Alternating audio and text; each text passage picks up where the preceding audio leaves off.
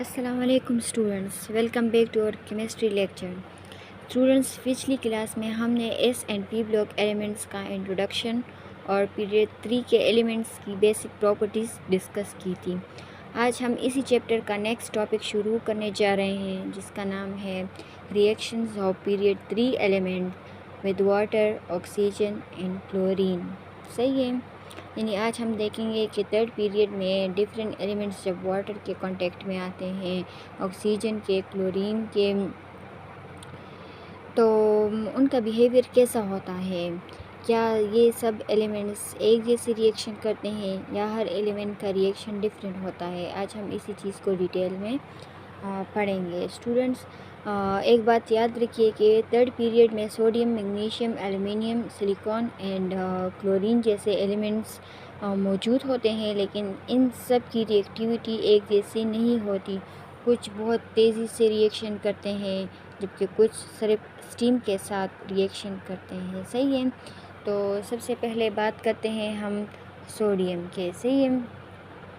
Reaction with water में सबसे पहले हम बात करते हैं किसकी, सोडियम की। तो स्टूडेंट्स, सोडियम एक अल्कली मेटल है और ये बहुत ज़्यादा रिएक्टिव होता है। इसी वजह से इसको कभी भी ओपन एयर में नहीं रखा जाता, बल्कि ऑयल के अंदर स्टोर किया जाता है, ताकि ये हवा के मॉइस्चर के साथ रिएक्शन ना करे। सही है। अब सोचिए, इतना रिएक्टिव एलिमेंट पानी के साथ मिले तो क्या होगा। जब सोडियम को कोल्ड वाटर में डाला जाता है तो वो फ़ौरन उनका रिएक्शन जो है वो फ़ौरन शुरू हो जाता है। ये रिएक्शन बहुत फास्ट होता है और साथ ही हीट प्रोड्यूस करता है। ऐसी रिएक्शन को हम एक्सोथर्मिक रिएक्शन कहते हैं। सही है। एक्सोथर्मिक रिएक्शन का मतलब होता है कि रिएक्शन के दौरान हीट रिलीज़ होती है। इसी रिएक्शन में दोनों प्रोडक्ट्स बनते हैं। सही है। पहला सोडियम हाइड्रोक्साइड जो एक कलरलेस सोल्यूशन होता है, और दूसरा हाइड्रोजन गैस। अब इक्वेशन को देखते हैं हम। सही है। तो जब स्टूडेंट्स इक्वेशन को ज़रा देखिए, बहुत ही इम्पोर्टेंट है। हाइड्रोजन गैस के बबल्स निकलते हैं और रिएक्शन इतना एनर्जेटिक होता है इस रिएक्शन में कि कभी भी हाइड्रोजन गैस इग्निट भी हो सकता है। सही है। अब आगे चलते हैं मैग्नीशियम की तरफ। तो स्टूडेंट्स, मैग्नीशियम भी एक मेटल है, लेकिन इसकी रिएक्टिविटी सोडियम से एज़ कम्पेयर टू सोडियम लो होती है। सही है। इसलिए कि जब मैग्नीशियम को कोल्ड वाटर में डाला जाता है तो ये बहुत स्लो रिएक्शन करता है कोल्ड वाटर के साथ। सही है। रिएक्शन के दौरान मैग्नीशियम की सरफेस पर हाइड्रोजन गैस के छोटे छोटे बबल्स नज़र आते हैं हमें। साथ ही मैग्नीशियम हाइड्रोक्साइड भी बनता है। सो इक्वेशन को देखिए, मैग्नीशियम प्लस 2 हाइड्रोजन जब रिएक्शन करते हैं तो हमें क्या देते हैं। सही है। ये भी यहाँ पर भी एक इम्पॉर्टेंट बात है यहाँ पर स्टूडेंट्स की, मैग्नीशियम हाइड्रोक्साइड जो है वो एक पतली लेयर मैग्नीशियम की सरफेस पर बन जाती है। ये लेयर जब अंदर वाले मैग्नीशियम को कवर कर लेती है, जिसकी वजह से ये इनके कोल्ड वाटर के साथ ये रिएक्शन धीरे धीरे करता है। सही है। रिएक्शन यानी कि स्लो डाउन हो जाती है। अब सवाल यहाँ पर ये एरेस होता है कि कोल्ड वाटर के साथ रिएक्शन स्लो है तो क्या स्टीम के साथ भी स्लो होगा। तो इसका आंसर है नहीं, स्टीम वाटर के साथ ये स्लो नहीं होगा।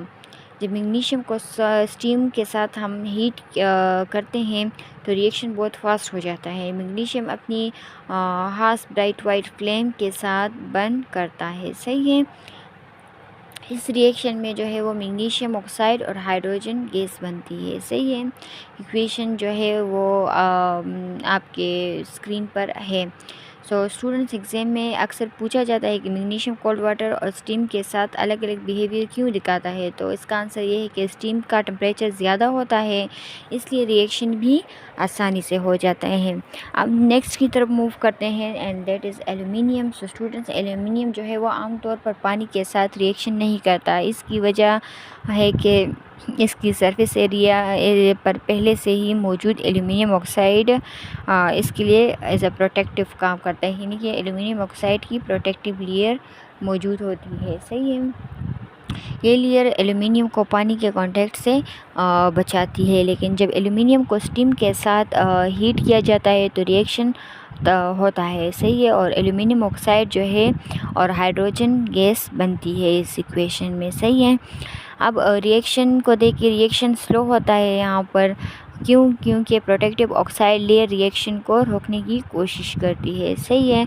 अब अगला एलिमेंट है सिलिकॉन। ये रिएक्शंस आपके पेज में गिवन है, सही है। इन्हीं क्वेश्चंस को हम एक्सप्लेन कर रहे हैं।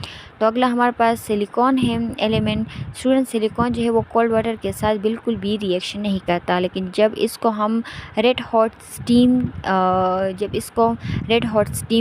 दी जाए तो वो रिएक्शन होता है, सही। इस रिएक्शन में सिलिकॉन डाइऑक्साइड और हाइड्रोजन गैस बनती है। इक्वेशन आपकी स्क्रीन पर है। अब आते हैं अपने आखिरी एलिमेंट की तरफ एंड इसके बाद हमारे पास सन और क्लोरिक, सही।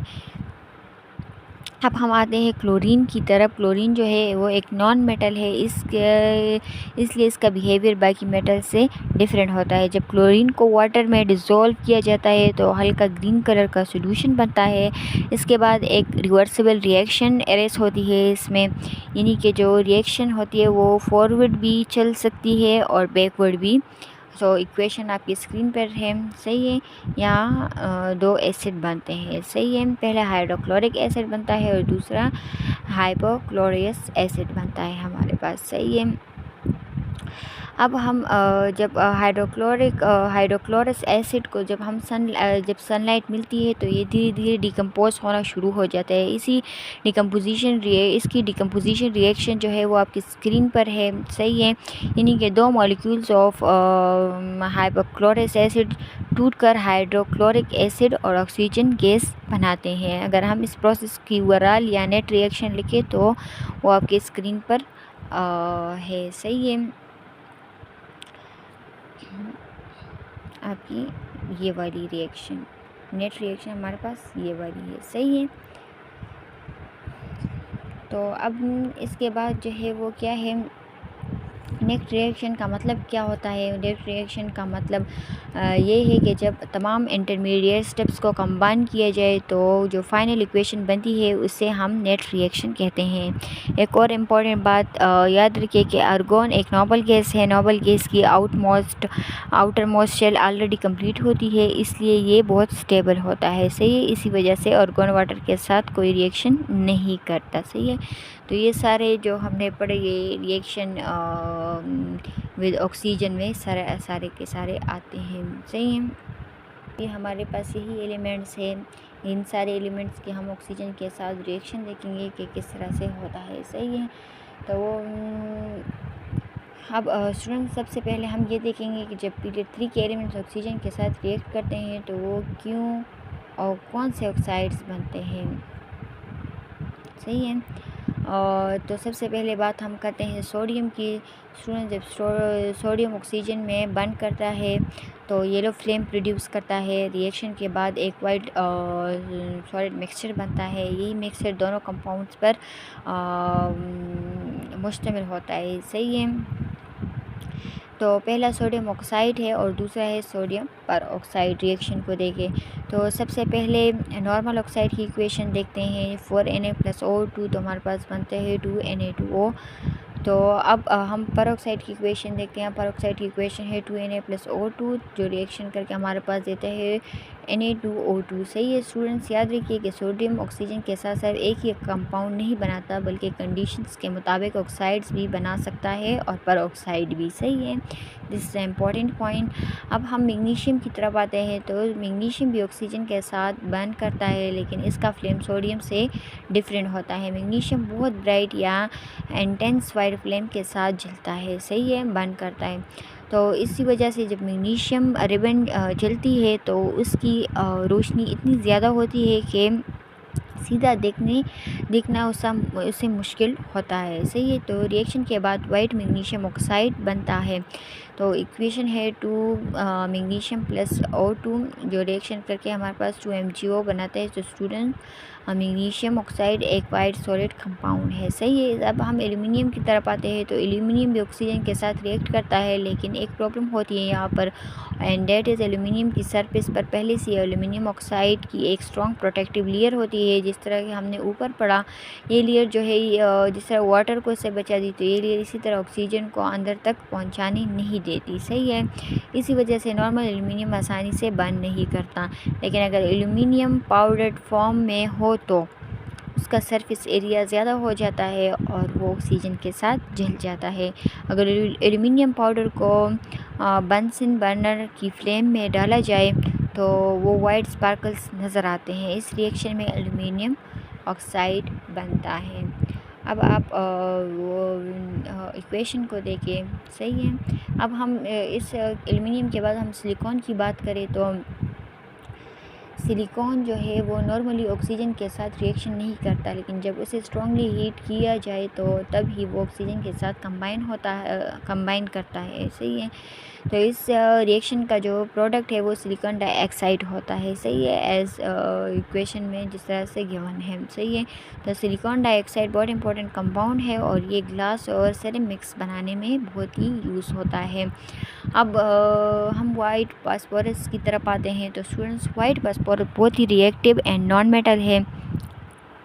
ये इतना रिएक्टिव होता है कि एयर में खुद ही फायर यानी कि आग पकड़ लेता है। सही है।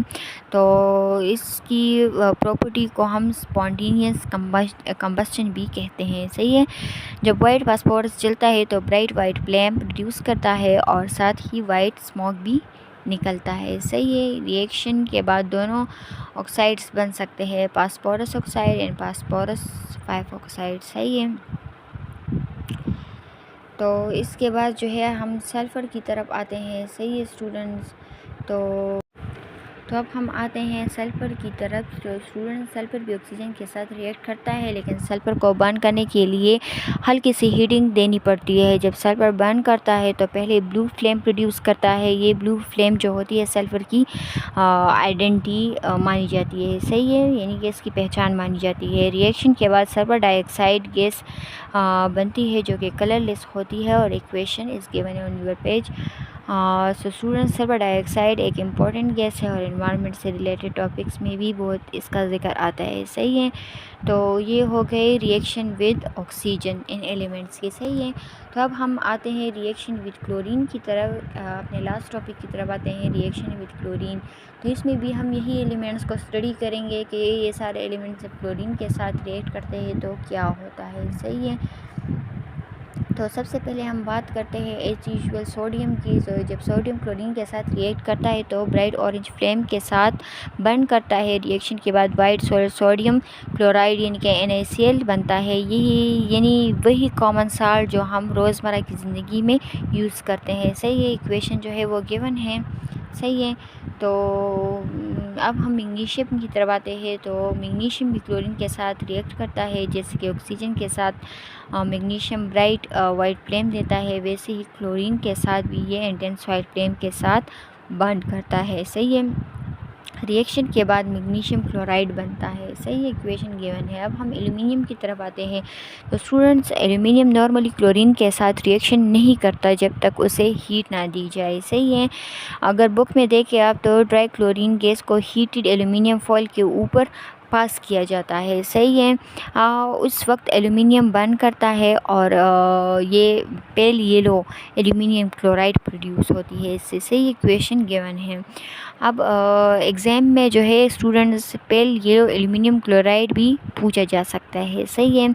अब सिलिकॉन की तरफ आते हैं। तो सिलिकॉन जो है वो सिलिकॉन पाउडर को जब ट्यूब में हम हीट दें और फिर उस पर क्लोरीन गैस पास करे तो तभी वो रिएक्शन करता है। सही। इस रिएक्शन में सिलिकॉन टेट्राक्लोराइड बनता है। सही है। और ये कलरलेस लिक्विड होता है। सही इक्वेशन गिवन है। अब यहाँ पर एक बात रही कि सिलिकॉन जो है यहाँ पर टेट्राक्लोराइड बनाता है, क्योंकि एक सिलिकॉन एटम के साथ 4 क्लोरीन एटम्स अटैच होते हैं। सही है। अब वाइट फास्फोरस की बात करें तो स्टूडेंट्स, वाइट फास्फोरस क्लोरीन के साथ रिएक्ट करके सिर्फ एक क्लोराइड नहीं बनाता। सही है।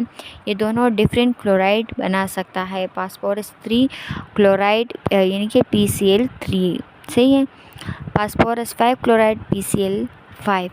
ये भी क्लोरीन की क्वांटिटी पर डिपेंड करता है। इन दोनों कंपाउंड्स की इक्वेशंस और उनकी डिटेल्स हम नेक्स्ट पेज में पढ़ेंगे। सही है।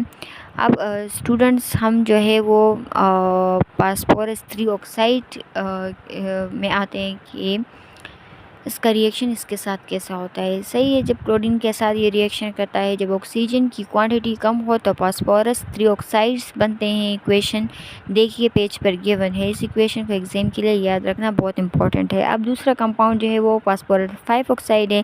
अगर ऑक्सीजन की क्वांटिटी ज़्यादा हो तो फास्फोरस कंप्लीट ऑक्सीडेशन करता है और फास्फोरस 5 ऑक्साइड बनाता है। सही इक्वेशन पेज पर गिवन है। सही है। अब स्टूडेंट्स यहाँ पर एक बात याद रखिए कि कम ऑक्सीजन हो तो P4O6 और ज़्यादा ऑक्सीजन हो तो P4O10। ये कंपैरिजन एमसीक्यूज़ में बहुत पूछा जाता है। सही है। अब बात करते हैं सल्फर की। तो स्टूडेंट, सल्फर भी ऑक्सीजन के साथ रिएक्ट करता है, लेकिन सल्फर को बर्न करने के लिए हल्की सी हीटिंग देनी पड़ती है। जब सल्फर बर्न करता है तो पेल ब्लू फ्लेम प्रोड्यूस करता है। यही ब्लू फ्लेम जो है वो सल्फर की पहचान मानी जाती है। सही रिएक्शन के बाद सल्फर डाइऑक्साइड गैस बनती है जो कलरलेस होती है। इक्वेशन पेज पर है। सही है स्टूडेंट। सल्फर डाइऑक्साइड एक इम्पॉर्टेंट है और एनवायरनमेंट से रिलेटेड टॉपिक्स में भी इसका ज़्यादातर जिक्र आता है। सही है। अब लास्ट पॉइंट देखते हैं। स्टूडेंट बुक के एंड में लिखा है कि क्लोरीन अपने आप के साथ रिएक्शन नहीं करता। इसी तरह आर्गोन के साथ भी क्लोरीन कोई रिएक्शन नहीं करता। इसकी वजह क्या है? आर्गोन एक नोबल गैस है और उसकी outermost shell already complete होती है, इसलिए आर्गोन केमिकली बहुत स्टेबल होता है और आसानी से किसी एलिमेंट के साथ रिएक्ट नहीं करता।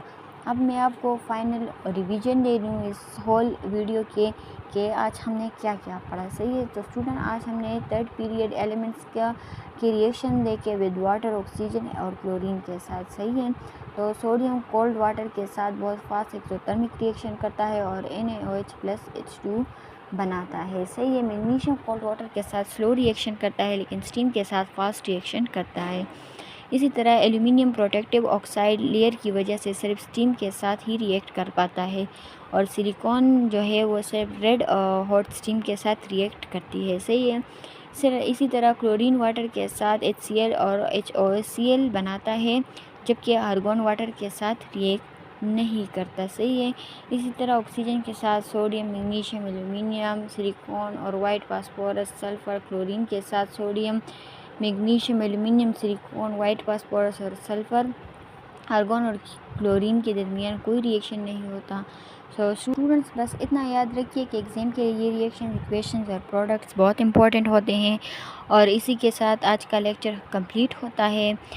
मिलते हैं अगले लेक्चर में और तब तक के लिए अल्लाह हाफिज़। चैनल को ज़रूर शेयर, सब्सक्राइब और लाइक कीजिए।